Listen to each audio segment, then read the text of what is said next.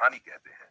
इंसान के जीवन में सबसे शक्तिशाली भाव डर है और ये कहानी बताती है कि कैसे राज्य, धर्म, समाज और पूंजीपति सब डर को अपने अपने तरीके से व्यापार में बदल लेते हैं।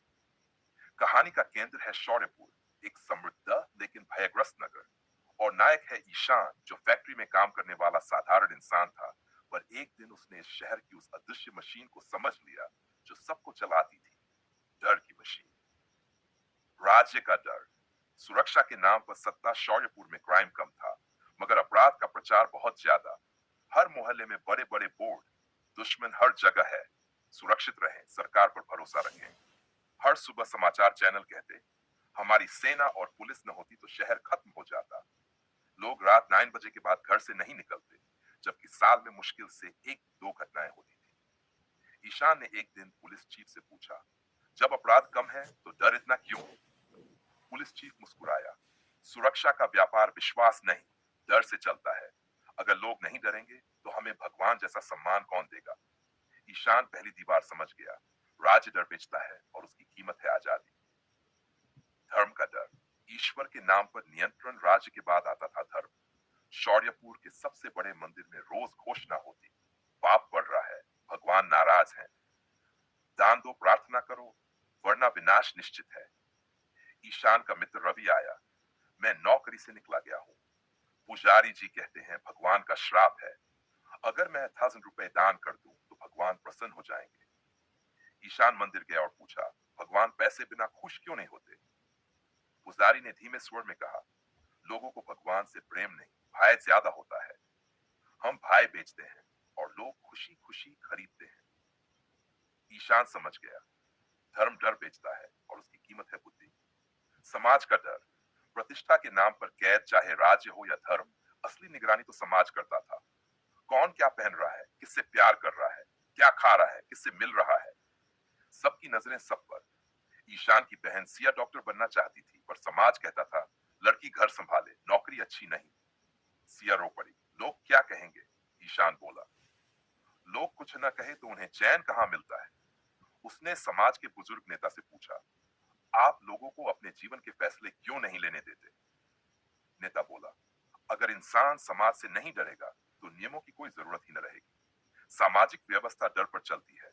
ईशान समझ गया, समाज डर बेचता है और उसकी कीमत है स्वतंत्रता। आईवी।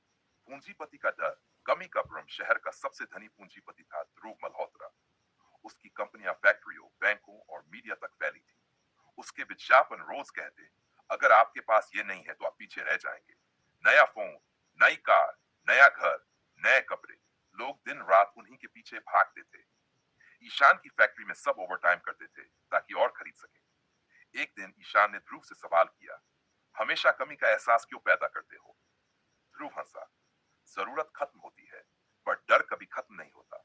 गरीबी का सबसे बड़ा रूप यह है कि मनुष्य को लगता रहे कि उसके पास कम है। इसी डर से व्यापार चलता है।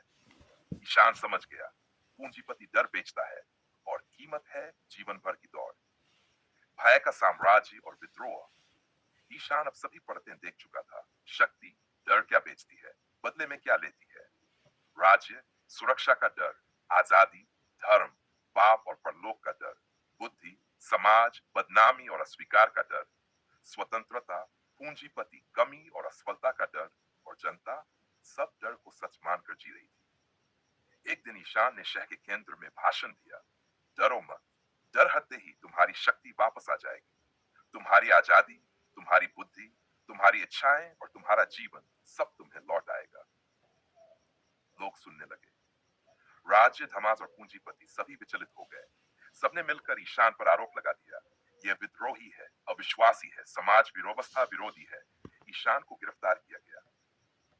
डर का अंत। और शुरुआत भी जेल के बाहर जमा हुई। उनके भीतर पहली बार डर से ज्यादा जिज्ञासा थी। किसी बुजुर्ग ने कहा, अगर ईशान गलत होता तो इन्हें इतना डर क्यों लगता? धीरे धीरे सत्ता के तंत्र में दरार पड़ने लगी। लोग प्रश्न पूछने लगे, कम डरने लगे। जेल का दरवाजा खोल दिया गया और ईशान को आजाद कर दिया गया। ईशान शहर की ओर नहीं गया, पहाड़ की तरफ चल पड़ा, क्योंकि उसने समझ लिया था, डर टूटने के बाद लोग ईश्वर नहीं खोजते, नेता नहीं खोजते, गुरु नहीं खोजते, वे खुद को खोजते हैं। उसके विदाई के शब्द शहर के इतिहास में दर्ज हो गए। ओपन कोट, डर का व्यापार तभी चलता है जब इंसान भूल जाता है कि उसके भीतर खुद एक शक्ति है। Close quote. अंतिम संदेश, राज्य, धर्म, समाज और पूंजीपति सभी कभी दुश्मन नहीं थे। वे तभी खतरनाक बने जब इंसान डरना सीख गया। और आजादी सिर्फ आजाद राष्ट्र में नहीं होती, आजादी उस मन में होती है जो डर को पहचान ले।